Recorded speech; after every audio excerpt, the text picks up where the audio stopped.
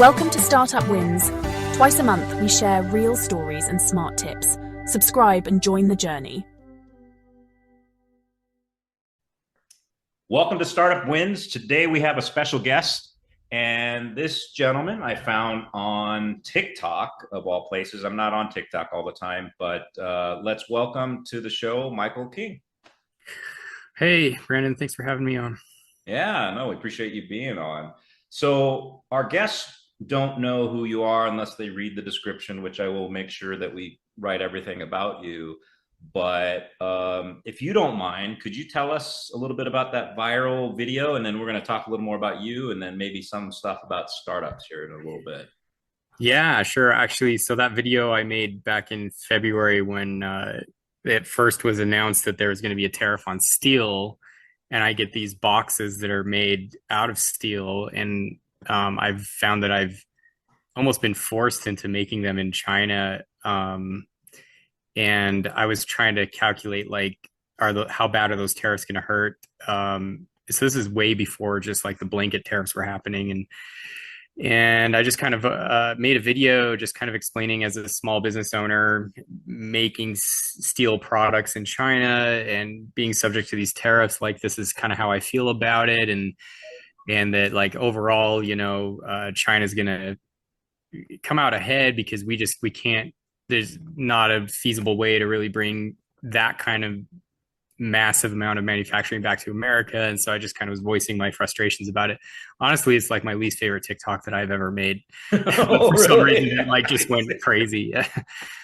Well, I mean, I remember having this conversation with you a while back. It seemed so much sensible. I mean, it was very sensible for what you had to do, not before the video, but you're a smaller business that hopefully will grow to a larger size, obviously. But as a smaller business, you can't be spending tons and tons of money on the different products to basically sell to your customers, right? I mean, that was kind of the main issue. Am I correct?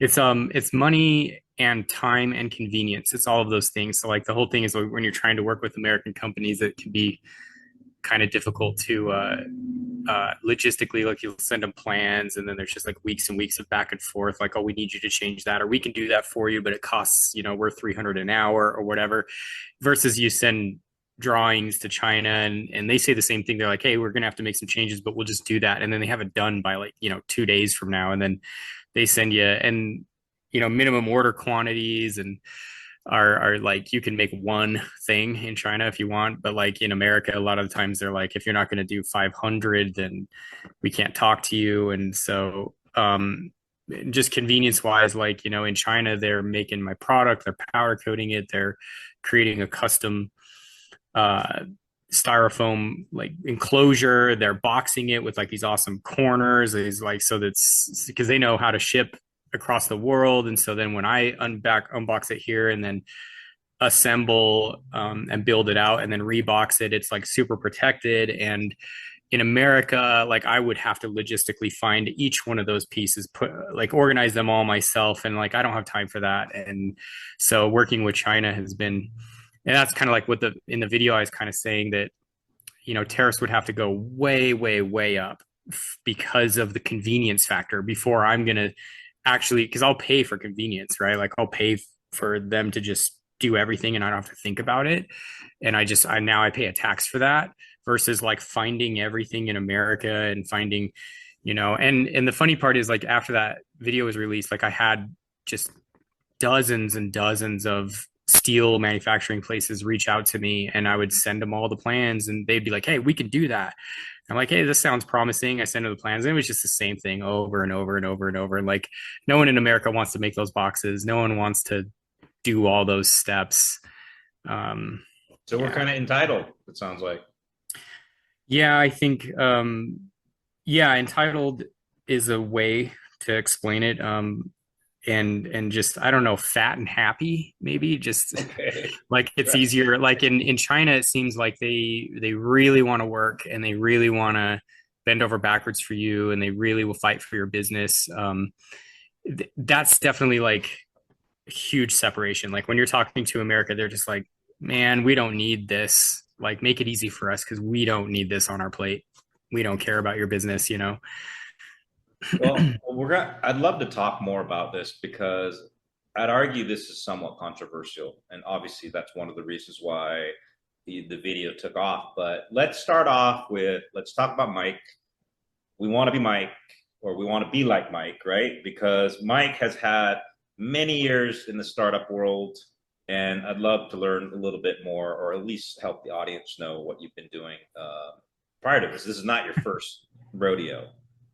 Sure. It's the first time I think that I do try, I call myself a first time startup founder because I've always been an entrepreneur and I've always been like a hustler. But this is the first time that I've kind of stumbled into a business that's truly scalable. And I can do it with a small team. And so this is the exciting one. But I mean, I've done lots of different little things. I mean, I've probably started over 20 businesses and failed a bunch of times and whatever. But yeah, I mean, so what, 20 something years ago, I started a vending machine company. I read an ebook online and it was about, I was serving tables at TGI Fridays and I read this ebook about placing gumball machines, like little quarter turn candy machines. And so I got, super zoned in on that. And I started buying those and placing them. And I probably placed about, maybe 45 of those. And I was going around on Saturdays and filling them up and collecting the money. And I ended up making more money doing that than I was serving full time at this restaurant. And then I met a guy along the way that kind of became my mentor, was like, hey, don't mess around with those little machines, buy full size snack and soda and get into vending and do this for real. And so I started buying some of those locations from him and like full size machines and got into that. And then, that was kind of a side gig too for a long time, until I discovered Micromarkets about 6 or 7 years into that journey. And I placed my first micro market and immediately, tripled my sales I had a snack, a soda, and a frozen food machine doing like 250 a week. And they called up to kick me out and said, go get your machines. And I was like, is it what's wrong? Is it my service? They're like, you're great. We're just going to go this different direction. We're going to have this open market. And I was like, well, I can do that too. I don't know, I was just trying to save the account. And so they said, okay, you can stay. And so I got a crash course in markets. And then we immediately started doing like 650 a week in sales. So then the light bulb kind of went off and I was like, well, how much money am I leaving on the table by operating vending machines instead of these markets? And so we systematically over the next few years, like started replacing a bunch of vending accounts with micro markets. And it was then that I realized that I pretty much hated every software solution that was out there. The ones that I filtered through and tried, I was like, man, these guys it's highway robbery. Like the fees are so nuts. And like the industry standard was to take a portion of your fees, right? Or a portion of your sales as a commission. That was their software fee. And I was like, that's kind of nuts. And so, when this opportunity came my way where one of the guys that was working tech support for one of the companies I was using quit his job and we stayed friends. And then he was like, hey, what if I built a system and solved a lot of the problems that that I've experienced and that you've experienced? And I was like, I'll do it if we can make the fee structure a little bit down to earth. Like, I don't want to take a commission. I just want to have a flat rate fee like the rest of the world does. And so we said, okay, let's try this out. And we're entering into our 6th year now. And Awesome. it's been well received by the industry. When people find out about us, they pretty excited. Everyone pretty much has the same complaint that I did about it all. And so Yeah, so I wanted to raise my hand earlier because just to make sure the audience knows, what is a micro market? right. So that's where everything was just out in the open with a self-checkout kiosk. So instead of vending machines, you would basically have like a C store in your break room, of your workplace break room, typically. And you walk up to it, you're on camera, you grab your items, scan them, just like you would self-checkout at a grocery store. And so, back in the day, self-checkout wasn't really a thing in daily life, right? Like it's sort of a newer phenomenon, but 20 something years ago was the first company pioneering this idea. So the Micromarkets has been around, and self checkout in the workplace has been around for a long time. It's just kind of now the rest of the world has kind of embraced it, and so. And this is just purely curiosity. It doesn't necessarily have to do with startup stuff, but what kind of theft rate is there in these open, trusted, areas? Because I bet you that was the main obstacle for them to even occur, I would think. No? Yeah, I mean, surprisingly, most people are honest people, and so theft is between 3 to 5%. Maybe you could expect. I mean, there's like what I call unintended theft, which is someone taps their card and walks away, and then it's thinking, and then it declines the transaction, and they weren't there to witness that. And I don't pursue that very often like that, unless it's like the same guy doing it over and over. He knows what he's doing or whatever. But the general notion is that most people are not really willing to risk their job over a Snickers bar.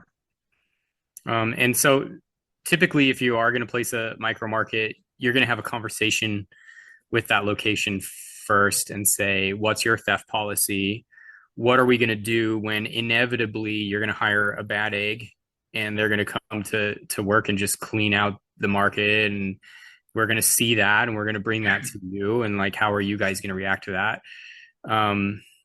So before you even ever place one, you just want to establish like, what is the theft policy? How do you want to go about dealing with it? And then when it does happen, you just be diligent about finding it and presenting it to the location, and then saying, okay, enforce your theft policy, and there you go.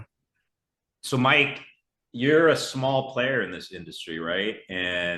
But from what I can see, I see vending machines all over the place. And, the airports, as you said, companies have these little micro markets. How big is the TAM here, or how big is the total available market? I think recently Google says that it's like a $32 billion industry in America, and it's like a $70 billion industry worldwide. And I think that includes everything, though. That's, toy machines to, gumball machines to vending machines to micro markets, and everything unattended. Okay. And you're growing, from what I remember our previous conversations, like on a month-to-month basis, but you're still kind of a small percentage of the entire equation, correct? Yeah, I mean, we are the smallest, for sure. Unless there's, another company that I'm not aware of yet. But yeah, I mean, we're by far the smallest, and I assume that we will, just because of the time that's under the other company's belts and whatnot. Like, we might always be the smallest, but it's a big industry, and what we provide is wanted and needed by vending operators out there. So what is that advantage that you guys have over maybe the 800-pound gorilla? I mean, there's a few, definitely. Faster, better customer service, more personalized experience. The fact that those companies, while they might have been founded and started like, decades ago by someone who was probably like me, an owner operator, they're so far removed from that at this point that, when you call up anyone else in the industry, you're likely going to talk to a software salesman who's never owned a vending machine or a vending route, or has built a vending business from scratch. And I have that. People on my team have that going for us. And so when you call us up and say, I landed this account, should I take it? What should I put there? How fast do you think, like, what do you think I'm going to make? And how fast am I going to get my ROI? Like, I know the answers to those questions, versus, a software salesman taking their best guess at it. So real advice, a community of other operators giving real advice. And but I mean, cost is obviously the biggest one, because that was like my thing, was I want to make this affordable. It was a huge financial burden for my company operating on these other systems, and it hasn't gotten any better. And so, just talking to people and saying like, hey, this is our fee structure, and you're going to save like 50% on your fees, whatever you're paying to anyone else. And when they kind of sit back and do the math and go, oh yeah, that's actually a lot. I mean, the bigger you are, the bigger the dollar amount is that you're going to save. But just a general attitude out there. I think this might be true across all businesses right now in America, just because of what private equity has done. So, I mean, we're the only independently owned and operated micro-market software solution in the industry right now. So if your choices are, let's choose the company that's a private equity group, or let's choose the company that's a publicly traded company, or let's choose the privately owned and operated one. A lot of people will side to us just for that reason, because they're like, I just want my money to go somewhere meaningful, Yeah. And at the end of the day, we're all the same thing. It's a point of sale system. It's a place where someone can tap a card and buy something. You know what I mean? And so really it's like, where do you want your dollars to flow? And that's I think a big one right now, that can be like a selling point. But I've heard horror stories from people that switch over from other systems. Like, we ordered a kiosk and it took them 6 weeks to get it to us, and then it took them another 4 weeks to onboard us as a customer, because they're just so big and so slow moving. And I don't know how you tackle those problems. Maybe one day we'll be there too. But I would like to think that we would always be able to give fast, responsive service. That's kind of my whole thing. So, Mike, now this is your first startup, as you mentioned, and I imagine since you've been, how many years are you into this now? We're entering our 6th year. Okay, so you've had 6 years of learnings, 6 years of pains, six years of probably like, I got some new secrets I can share with somebody else, right? So do you mind sharing a little bit of that for anybody else is like, venturing into their first startups? I mean, the only thing that really comes to mind is that I feel fortunate that I didn't choose an industry from the outside looking in. Like, I grew up in this industry. Like, I was running a vending company, and I understood what my own problems were. And I think that this has been said a million times on the internet, and it's easy to find this anywhere. But like, if you can understand a problem and you understand how to solve that problem, like that's the business idea, right? And so I think I was lucky in that I was the person experiencing the problem. I was my own like client that I'm, the person that I'm targeting. And so it was easy for me to be like, yeah, that's what I want. And I know that if I want that, there's probably other people that want that. And so I think if you're just starting from a blank slate and thinking, I want to be an entrepreneur, but I don't exactly know what direction to go right now, I would say work a lot in industries that interest you, and then find the pain points and see if you can solve a problem. Because that's, I think I see like, there's a lot of people that are just like serial startup founders, right? That just they pitch an idea to VCs or angel investors, and they get some money, and then they try it out, and then they end up like never getting any customers. And they're like, well, scrap that idea. Let's think of another one. And it's like, if you're always looking at an industry from the outside in, and you're thinking like, man, it looks like that might be a problem for people, there's 10,000 moving parts that you're not aware of. And I think that's where most people fall flat. And I'm just lucky that I, went through the motions of owning a vending company and for a long time. And I intimately understood just all the worst parts of owning a vending company, Sure. before I started this. So, well, because it's a startup, however, scaling is possibly one of the biggest challenges. So have you had some, I guess, experiences that you can say, wow, this worked a lot better than I thought, or wow, this is the worst thing I could have done at this point? I mean, I've definitely made my fair share of mistakes. I mean, what's worked for me is, I wanted to do this I knew that this was gonna work with like 100% certainty. Like I knew that this was gonna work. But what does work mean? That it was a viable business. Like I knew that if I entered this space, that we would get customers and we would um, uh, succeed to some degree. And so I was willing to put my own money into it, and we decided to be bootstrapped, which also meant really slow growth, really slow development, because it was just me and my developer partner, and so it was just like build one thing at a time. And I had friends that were excited to get out of their current solutions and jump on board to mine, and so it was. I think yeah, I don't know. I mean, there's a lot of different ways to go about it. We could have definitely scaled up time ago and built a lot faster. But then I would have the pressures of answering to an investor or um, meeting certain quotas of growth, and I just didn't want that pressure. So for me, I know myself and having like a low pressure environment and just saying, hey, let's just go with the flow and do this slow and steady. That worked for me. I think if I would have gone out and got funded and then had to deal with those added pressures, it might have, it might have been good, but I'm happy that we did it the way we did. But that's So, been, yeah. so it's rather it's a good business.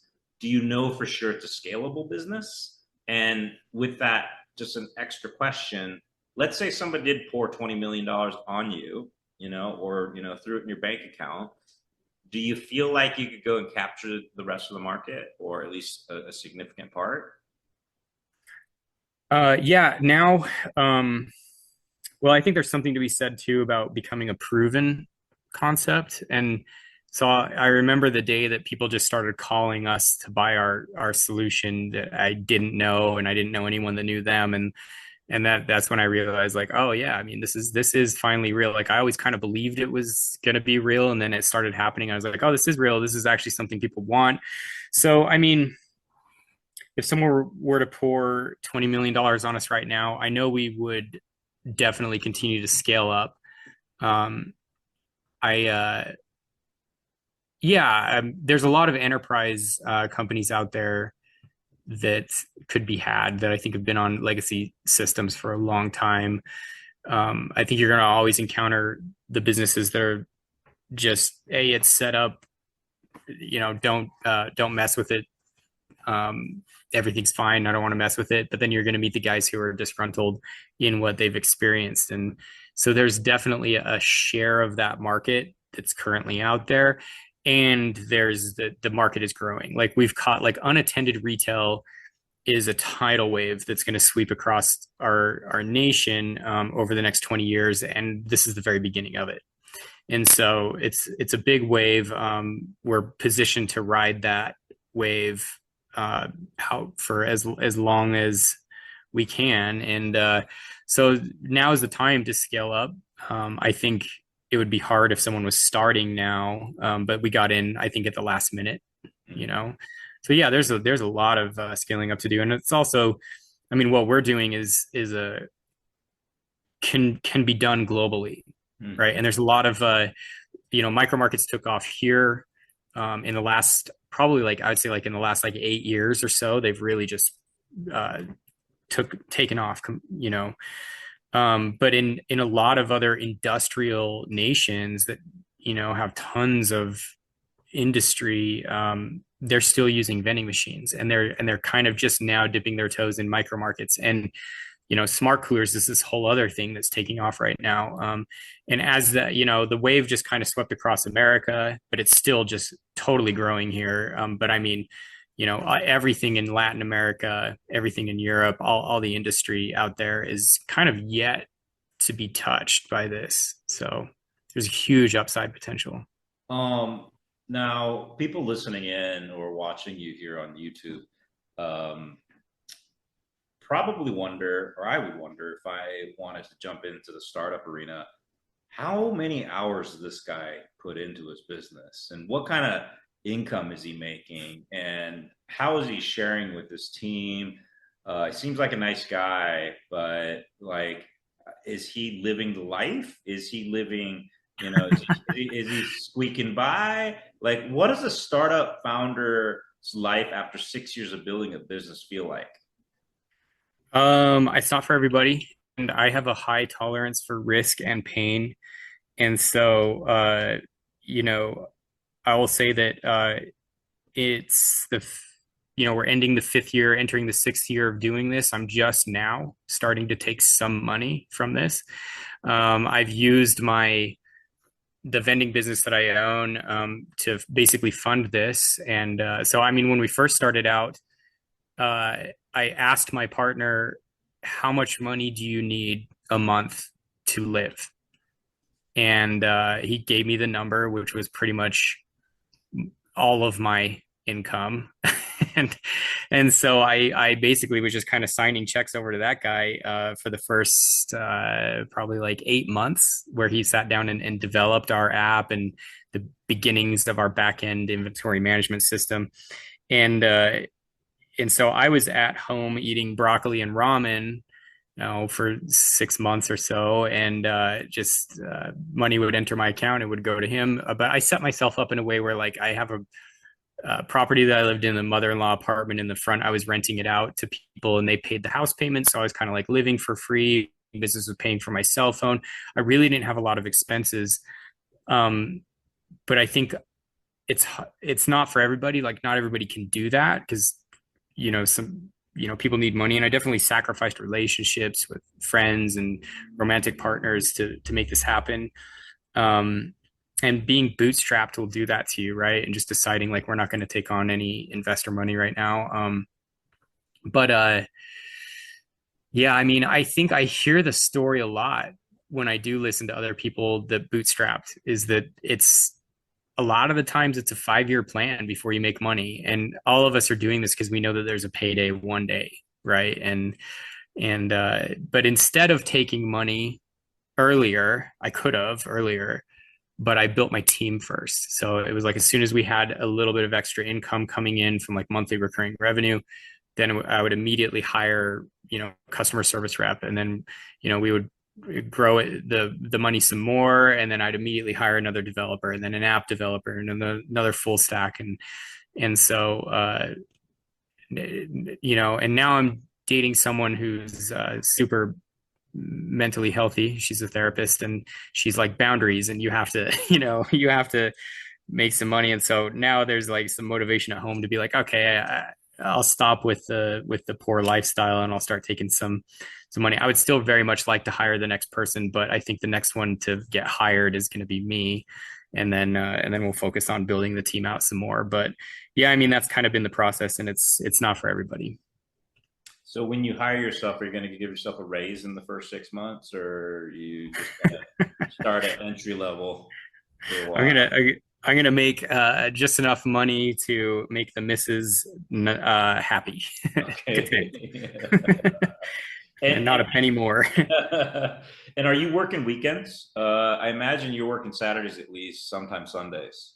Yeah, I mean, and pretty regularly I've worked like, the 7 days a week just to make it happen. And you can always like take some time off and you know, set a schedule for yourself. I'm just a workaholic, and I like diving into projects. And so for me, it's fun. It's not like, it's like what I want to do. My girlfriend's constantly saying, you need to go out and get a hobby. And I'm like, no, you don't understand. Like, I have 100 hobbies. There's a bunch of things I love doing. But right now, what I love doing is building this business. And so, like, if you give me free time, I'm going to the warehouse and I'm going to build the business more. Like, that's what I'm going to do with it. And it's by choice. I'm not stressed out about it. I'm not like, begrudgingly like waking up on a Saturday and going like, oh crap, there's all this stuff I have to do. And I'm waking up excited and going like, I got to go do this stuff. This is going to be awesome. Yeah, somebody tweeted earlier today something like how many hours you have to work week, right? And Wrong question. How many yeah, hours do you have to? yeah, it was have Yeah. to, right? And it was something like, the typical standard obviously is 40, and then they were proposing something like 20. I responded by, how about zero, and make everything passion. So if you are doing everything because you're passionate about it, you may end up working 160 hours a week out of the 172, right? Because you Yeah. want to do it. Yeah. If it's what you, it's how you would choose to spend your time. You know, I think, well, beating a dead horse now, but yeah, I mean, if you give me, any time, like I know what I'm doing with it, and it's this, and it's like, it's not, even my business partner who's been paid the whole time, right? Like, cause he got paid on day one, you know, he'll express extreme concern that I'm not getting paid. And he's like, you're gonna, one day maybe walk away from this because, you're not making money. And he's very concerned about that. And I keep telling him, I'm like, this for me isn't about money. It's fun for me to watch something grow. So like, to me, it's like I'm watering a garden every day. I'm, weeding this garden. I'm like tending to it, and it's going to grow into this massive, beautiful thing. And for me, that's exciting. Like, I just want to see something that I worked on, like, turn into this awesome thing that runs itself and that is self-sufficient and that is providing a service to other people, and just the feeling of, knowing that you provided value to the community, and being able to stand back and say, I created that. That's worth so much more than a 6 or 7 figure paycheck, to me anyway. But like, not everyone's like that. So if somebody comes in, let's say a PE company, and they love your software, they love your hardware, and they say, we'll buy the IP and everything else for $200 million. Would you sell today? Today for two, well, it's definitely not worth that, but um, Well, that might not be the best way to sell it, by the way. I think I would feel bad that they'd be overpaying, but I mean, I don't know how to answer that. I mean, 200 million is a lot of money, but How about 20 million? if I 20 million is a no, but if I had to, like, if I did get a payday, like a big payday like that, um, I'm the next thing that I'm going to think about is like, okay, well then what's next? Like, what's the next project? What's the next thing that I'm going to build? What's the next thing I'm going to work on? Because I have to have something. Like, you can't just sit on a beach forever and do nothing. Like, you have to, something has to make life fun. Sure. Right. And, Sure. and for me, like, I mean, honestly, like if I'm on a vacation, I'm usually just kind of waiting for, I mean, that's a real weird way to say waiting for it to be over, but sort of in a way, I'm just like, yeah, at some point it's like time to get back to the business, time to get back to like accomplishing things, setting goals and reaching them. And so if I sold, I mean, I'm not going to, say no to a $200 million payday, but at the same time, I'm then going to turn around and go like, well, what sounds like fun now? Um, you seem like a nice guy. I actually met you in person. We had dinner one night, and you were a nice guy then. But you're not managing me, nor am I managing you. How's it managing people? And have you had to change your psychology in managing them to make them more efficient or to make sure that the business survives? Uh, I think I've gotten very lucky in hiring people that are proactive, that don't need to be told what to do, and that are genuinely interested in the project. And I have a really good team. Um, and I mean, we've hired some people in the past that like weren't that, and it's pretty easy to kind of suss that out early on and be like, this guy is not dedicated, he doesn't care about the project. And, we always say like attitude over everything. Like, I would say attitude over education, attitude over past experience. Like if I ask someone a question, the answer, can this be done? The answer should be, oh yeah, I mean it can be done, or we'll find a way, or don't worry about it. Like, yeah, we'll research it, we'll figure it out. Like, yes, the answer is yes. And if I ask someone a question and they're just like, oh, that would be really hard to do, and this is why, and whatever, then it's just like, you're not the guy. Um, and so building our team has been a learning experience. But the thing that I think I've had to adjust to the most in managing people is more just managing my own expectations, and just realizing that like building software takes time, and that if a developer tells me that it's a 2 week thing, I usually just times that by three now, and that's where I set my expectation. And then if they reach it before that, I'm happy, or around there, then I'm happy. But if it goes past that, then I kind of start putting the hammer down and saying, okay, well, give me a real timeline, what are we looking at here, because I have to be able to communicate that to people. But I mean, just understanding that workload, um, that you have to set realistic expectations from your team. You know, Yeah, very been the much. biggest learning experience, I think. Well, you say you got lucky, but I would argue you created good job descriptions. You looked in good networks. You had great referrals from quality teammates that you have right now. So it's breeding more people because of your current network, and maybe it stems from you. I would argue, like as we build our venture capital firm, we've been pretty lucky in the candidates, applying for the general partner, because their ethos is the same as our mission statement and our manifesto. So I'm going to argue, for your sake, it might be because of you. Would you disagree, or? I mean, if it is because of me, it's definitely just because the only thing that I took part in is just saying yes, let's hire that person. But I think that when I say we've gotten lucky, it's that like we tend to stumble upon people that are grateful, I think, and that are talented, or willing to develop their skills. But overall, it's just the attitude that these people are. Maybe they've had bad jobs in the past, and then when they meet us, and they're like, "Oh, this is actually a pretty chill work environment, and I can just kind of be creative and do my own thing," but they produce results, and their attitude is just super humble and grateful, and there's just kind of like no ego in any of them, and that's where I feel lucky. Awesome. Awesome. Well, congrats on that. Hopefully that continues.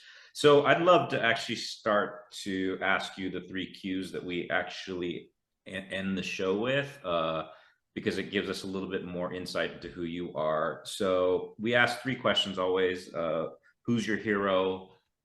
Who are good role models? And I will save the last one because it's a simple one, and I think it won't be too hard to answer. But first off, who's your hero, or do you have any heroes in this world?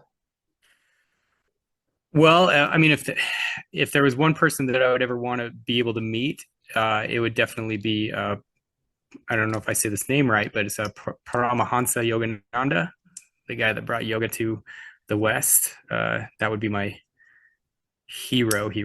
Yeah. And why is this? And could you say his name again, because that was hard to understand? Paramahansa Yogananda. Yeah.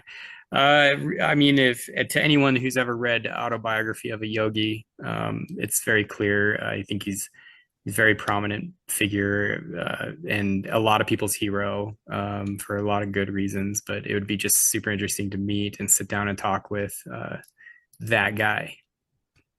Cool.